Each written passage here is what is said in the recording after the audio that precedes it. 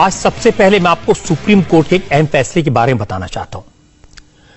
कभी कभी चुनावी खबरों के शोर में ऐसी खबरें दब जाती हैं, लेकिन नेशनल इंटरेस्ट में, देश हित में ऐसी खबरों को जानना समझना जरूरी है। सुप्रीम कोर्ट के आज के इस फैसले का असर भारत की अंतर्राष्ट्रीय ख्याति पर, इंटरनेशनल इमेज पर पड़ेगा।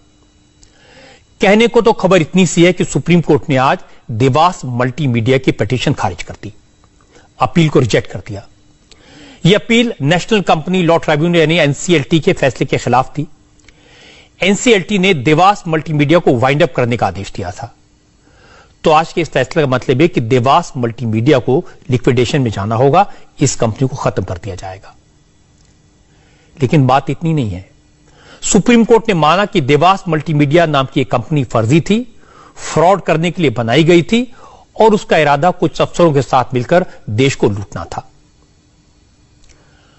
अब देवास वही कंपनी है जिसने भारत के खिलाफ इंटरनेशनल लेवल पर कई मुल्कों में कई केस फाइल किए हैं। देवास को अक्टूबर 2020 में भारत सरकार के खिलाफ 835 करोड़ रुपए का आर्बिट्रेशन का अवार्ड मिला था। इसका नतीजा यह हुआ कि फ्रांस और कनाडा में कोर्ट ने यह आदेश दे दिया कि देवास मल्टीमीडिया की 835 करोड़ की ड्यूज को रिकवर करने के लिए इन देशों में भारत सरकार की प्रॉपर्टीज को जब्त किया जाए।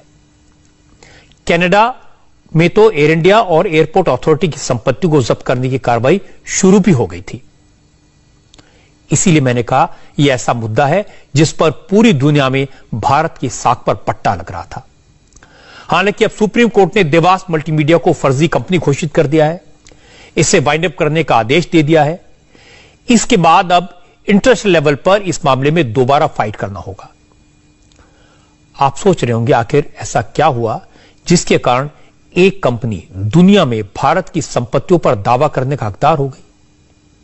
किसकी गलती से ऐसा हुआ और इस मामले में पिछली सरकारों ने कुछ क्यों नहीं किया? मोदी सरकार ने इस मामले में क्या किया? इन सवालों के जवाब आज मैं आपको दूंगा। आप भी सुनेंगे तो दंग रह जाएंगे कि कांग्रेस की सरकार के वक्त किस तरह से काम होता था, किस तरह से जानबूझकर ऐसे कॉन्ट्रैक्ट अवार्ड किए गए जो अब इंटरनेशनल लेवल पर भारत को शर्मसार कर रहे हैं। मामला बहुत इंटरेस्टिंग है। दो लाइन में कहूं तो कोई कंपनी मेरी दुकान से सामान खरीदकर वापस मुझे ही 10 गुना रेट में बेच दे और मैं खुद ही उसे ऐसा करने की परमिशन दूं, तो आप क्या कहेंगे? यही काम यूपीए सरकार के वक्त हुआ।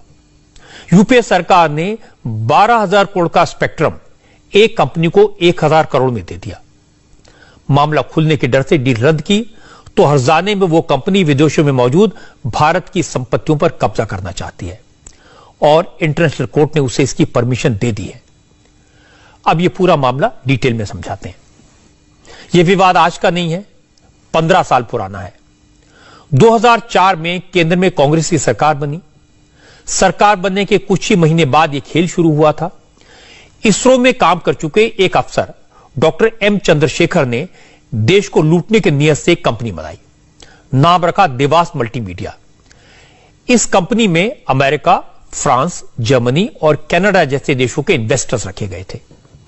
योजना यह थी कि सरकार से सस्ते में एस बैंड स्पेक्ट्रम लिया जाए और फिर हजारों करोड़ का मुनाफे में इसे बेच दिया जाए।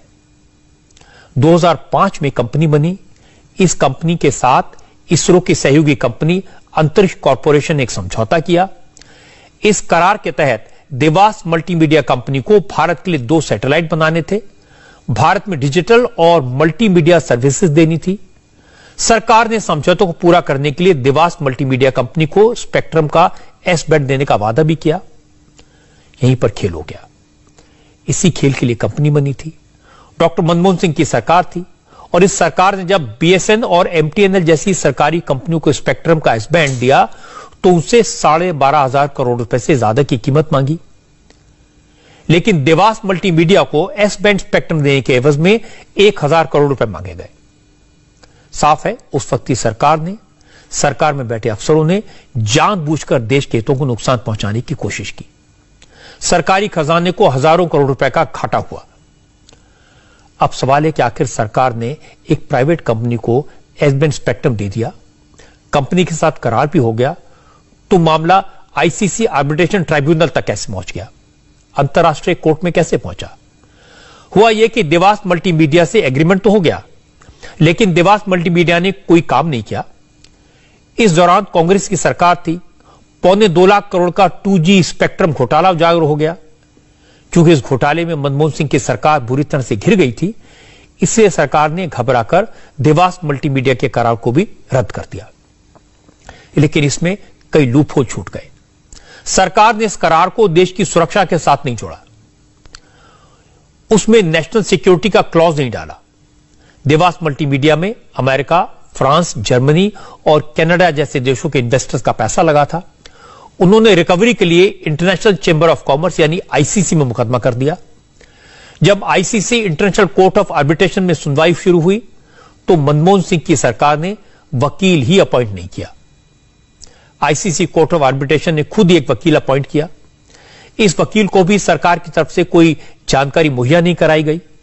आखिरकार आईसीसी कोर्ट ऑफ आर्बिट्रेशन ने देवास मल्टीमीडिया को भारत सरकार की संपत्तियों को बेचकर अपना पैसा रिकवर करने का आदेश दे दिया।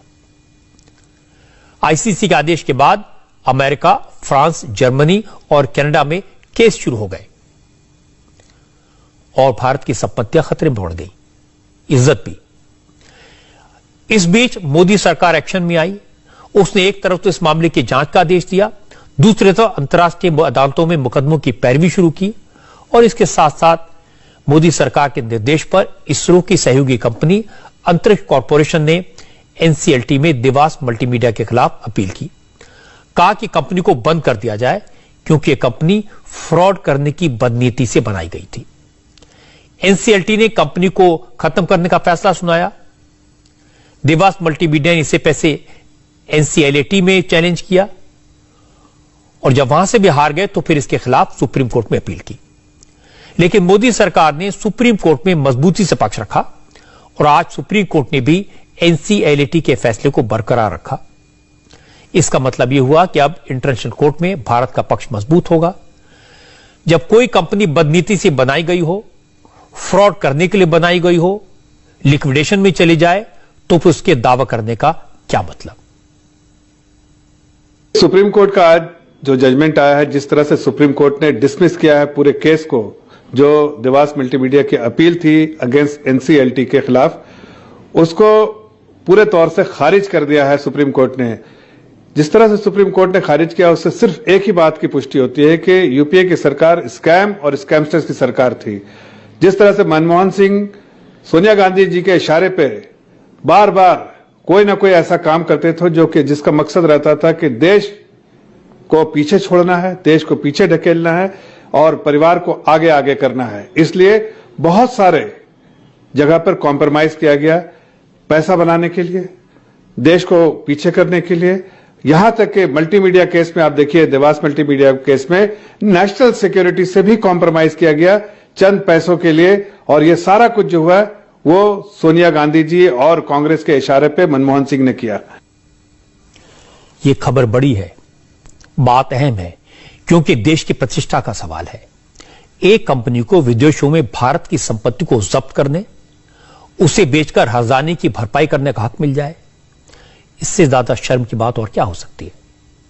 ये वैसे ही जैसे किसी कंपनी को दिल्ली में रेल भवन या शास्त्री भवन जैसी सरकारी बिल्डिंग को जब्त करने का हक मिल जाए। ये देश की छवि को मिट्टी में मिलाने जैसा नहीं तो और क्या है? सवाल यह है, जो कंपनी इसरो के पुराने अफसर ने बनाई, उससे कांग्रेस की सरकार ने डील क्यों की? जिस एस बैंड स्पेक्ट्रम के लिए मनमोहन सिंह की सरकार ने बीएसएनएल से 12,000 करोड़ से ज्यादा वसूले, वो एस बैंड स्पेक्ट्रम देवास को सिर्फ 1,000 करोड़ में क्यों दे दिया? जब डील रद्द की तो उसमें देश की सुरक्षा का क्लॉज क्यों नहीं लगाया? अगर उसमें की सरकार ने यह कर दिया होता तो आईसीसी में मामला टिक नहीं पाता। फिर सवाल यह भी कि उस समय हमारी सरकार ने आईसीसी में आर्बिट्रेटर नियुक्त क्यों नहीं किया? क्या इसी वजह से देवास मल्टीमीडिया के पक्ष में एक तरफा फैसला हुआ? उस समय सरकार ने देवास कंपनी को वाइंड अप करने की कार्रवाई क्यों नहीं शुरू की? ये सारी बातें इत्तेफाक नहीं थी, ये संयोग नहीं था, ये करप्शन का प्रयोग था जो सफल नहीं हो पाया। वो तो वक्त रहते मोदी सरकार ने केस की गंभीरता को समझा, सुप्रीम कोर्ट में केस की पैरवी की और अब देवास मल्टीमीडिया के खिलाफ पहली लड़ाई जीती है। सुप्रीम कोर्ट ने अच्छा फैसला दिया है, लेकिन अभी इंटरनेशनल कोर्ट में लड़ाई लड़नी बाकी है। उम्मीद है अंतर्राष्ट्रीय अदालत में भी यह बात समझ आएगी कि यह कंपनी फ्रॉड करने के इरादे से बनाई गई थी और उसे कॉम्पनसेशन पाने का कोई हक नहीं है। अब राजनीति की बात करते हैं, सियासत की। उत्तर प्रदेश, उत्तराखंड